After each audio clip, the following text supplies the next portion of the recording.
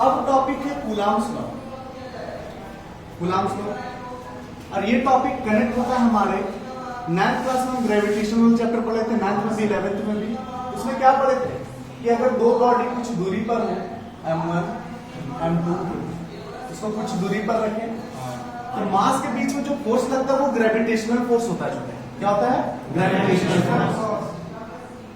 और ये gravitational force directly proportional था, न्यूटन्स लॉ ऑफ ग्रेविटेशन में बतला रहे, डायरेक्टली प्रोपोर्शनल था product of masses and inversely proportional था 1/r²। दोनों को मर्ज करके लिखे थे m1 m2/r²। अब प्रोपोर्शनल से हटाया था universal gravitational constant bye r²। तो एक जैसा लग रहा है भाई। वहां पर पढ़े थे मास के फॉर्म में, यहां पर पढ़ रहे लोग चार्ज के फॉर्म में। बस वहां न्यूटन ने ये नियम दिया था, भैया यहाँ ने कूलम्ब। सबसे पहले दो चार्ज के बीच में जो फोर्स लगता है उसे बोलते हैं हम लोग इलेक्ट्रोस्टैटिक फोर्स, या फिर छोटे इलेक्ट्रिक फोर्स भी बोलते हैं। इलेक्ट्रिक फोर्स ध्यान में रहेगा। इलेक्ट्रिक फोर्स अगर निकालने बोले तो यही फॉर्मूला यूज करना है, या इलेक्ट्रोस्टैटिक फोर्स निकालने बोले तो यही फॉर्मूला यूज करना है छोटे। तो दोनों चार्ज के बीच में जो फोर्स लगेगा वो इलेक्ट्रोस्टैटिक फोर्स है, और वहां के डेफिनेशन और यहाँ के डेफिनेशन से मैच कर ले छोटे, सेम टू सेम है लगभग एकदम। Electrostatic force according to this law, electrostatic force is directly proportional to product of the charges and inversely proportional to square of distance between them. Same to same definition वही एकदम। अब दोनों को मर्ज कर देंगे, मर्ज करने के बाद q1 q2 r²। Proportional sign जब भी हटेगा तो एक कांस्टेंट आएगा, वहां था यूनिवर्सल ग्रेविटेशनल, यहाँ इलेक्ट्रिक कांस्टेंट है, कांस्टेंट k के फॉर्म में, और इसका वैल्यू था 1/4πε0। क्या होता है? 1/4πε0। ये दिख रहा है चुके ε0, इसका वैल्यू था 1/4πε0, सब कांस्टेंट है। इन तीनों का वैल्यू पुट करेंगे, 4π का वैल्यू 3.14 और एप्सिलॉन का वैल्यू था 8.85 × 10⁻12। पूरा पुट करेंगे, सॉल्व करके लाएंगे तो आएगा वैल्यू 9 × 10⁻9। तो कुल मिलाकर तुमको याद रखना इसका वैल्यू कितना होता है? 9 × 10⁻9 याद रहेगा। 9 × 10⁻9। तो k का वैल्यू छोटे, तो k की जगह पर 1/4πε0 रख दिए। अब ये जो एप्सिलॉन है वो ये बताता है छोटे, ये जो चार्ज है ना एयर या वैक्यूम में रखा हुआ है। क्या बताता है?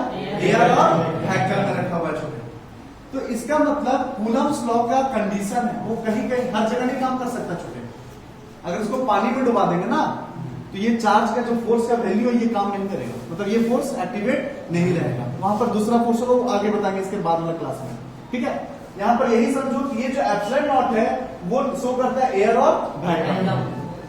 ये हटा दिए तो मीडियम शो करने लगेगा, मतलब ये हटा देंगे तो मीडियम का फॉर्मूला हो जाएगा।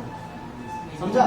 मीडियम मीडियम कहने मतलब अभी एयर और वैक्यूम है ना, मीडियम कहने का मतलब पानी हो गया, मीडियम कहने का मतलब माइका हो गया, मीडियम कहने का मतलब सरसों का तेल हो गया, मतलब चार्ज को तो कहीं पर भी डुबा दे, ठीक है। वो एयर और वैक्यूम छोड़ के हर मीडियम। तो ये हो गया हमारा फोर्स का फॉर्मूला। कूलम्ब्स लॉ में दिया दो चार्ज के बीच में लगने वाला फोर्स हमारा इलेक्ट्रिक फोर्स है, इलेक्ट्रोस्टैटिक फोर्स, वो डायरेक्टली प्रोपोर्शनल होगा product of magnitude of two charges का, और इनवर्सली प्रोपोर्शनल होगा square of distance between them. Same to same copy, इसलिए इसको कंपेयर करके बता दिए छोटे ताकि नया ना लगे। ओके, 11th में पढ़े थे प्रूफ। यहाँ पर k का वैल्यू डिपेंड करता है कि आप कौन सा माध्यम में रखते हैं चार्ज को, कौन सा माध्यम में। माध्यम बहुत बड़ा फैक्टर है छोटे, मीडियम, ठीक है। एप्सिलॉन नॉट को हम लोग एब्सोल्यूट परमिटिविटी भी बोलते हैं, एब्सोल्यूट परमिटिविटी भी बोलते हैं। प्रीवियस ईयर में पूछा हुआ क्वेश्चन है छोटे, एप्सिलॉन नॉट का वैल्यू से पूछा हुआ है, एप्सिलॉन नॉट का एसआई यूनिट प्रीवियस ईयर में पूछा हुआ है, एप्सिलॉन नॉट का डायमेंशनल फार्मूला, तीनों क्वेश्चन पूछा हुआ है प्रीवियस में छोटे। तो तीनों का तीनों इंपॉर्टेंट है एप्सिलॉन नॉट से रिलेटेड हर बात। इसका value 8.85 × 10⁻12, SI unit coulomb square पर न्यूटन मीटर स्क्वायर, और इसका dimension n-1 l-3 t4a2। Dimension और एसआई यूनिट हम याद रखना नहीं होता है, वो हम खुद से निकाल सकते हैं। 11th क्लास में सीखे ना कैसे डायमेंशनल फॉर्मूला निकालने सीखे छोटे। यहाँ से एप्सिलॉन नॉट का अगर एसआई यूनिट निकालना है तो हम कह सकते हैं कांस्टेंट का कुछ नहीं होता एसआई यूनिट, तो एप्सिलॉन नॉट को यहाँ ले जाते, फोर्स को नीचे लेकर आते, तो 1/4π किनारे रखो, q1 q2 बटा f/r²। फोर्स को यहाँ लेके गया, इसको यहाँ लेता है, इंटरचेंज कर दिए। कांस्टेंट का कुछ ऐसा यूनिट नहीं होता, डायमेंशन कुछ नहीं होता कांस्टेंट का। तो बचा चार्ज, चार्ज का ऐसा यूनिट कूलाम होता है छोटे, कूलाम गुना कूलाम, कूलाम स्क्वायर, फोर्स का न्यूटन और डिस्टेंस का मीटर, तो मीटर स्क्वायर तो मीटर स्क्वायर हो जाएगा। तो ये हो गया इसका ऐसा यूनिट।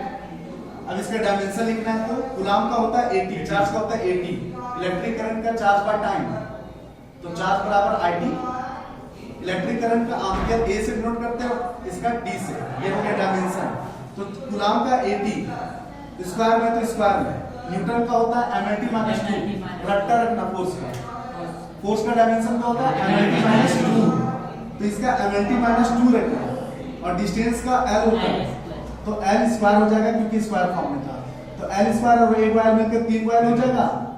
पहले M से स्टार्ट करते हैं, यहाँ एक ही वायर में और कहीं नहीं में है, ऊपर चलेगा तो M का पावर -1, L कहीं नहीं है, यहाँ है और यहाँ है, L 2 और L यहाँ 1 है पावर, जुड़कर 3 हो जाएगा, ऊपर जाएगा तो -3, T यहाँ -2 है और यहाँ 2 है, तो ये -2 ऊपर जाकर +2 हो जाएगा, ये और एक तरह से जुड़ जाएगा तो +4 और 8 स्क्वायर।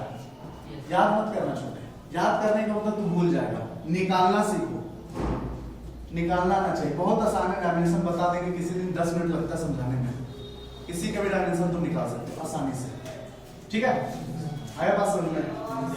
कूलाम्स लॉ भी आएगा मेरे भाई, आएगा एग्जाम में 2 मार्क्स के लिए या 1 मार्क्स के लिए, डिफाइन करेंगे, कोई दिक्कत? चलो ठीक है।